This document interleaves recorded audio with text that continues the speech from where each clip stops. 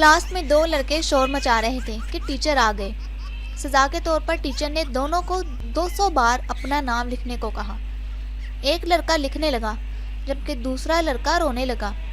Teacher نے اس سے رونے کی وجہ پوچھی تو جواب ملا، سر اس کا نام صرف ناصر ہے جبکہ میرا نام محمد آغا غیاث الدین محمد اجمل ہے۔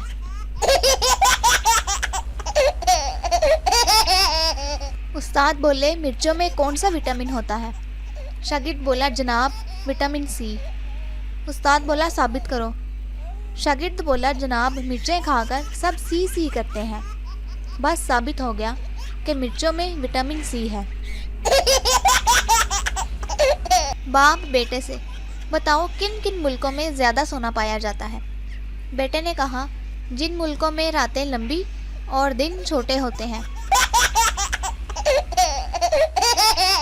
ویٹر بولا، جناب کھانے سے پہلے دام ادا کریں۔ مسافر بولا، وہ کیوں؟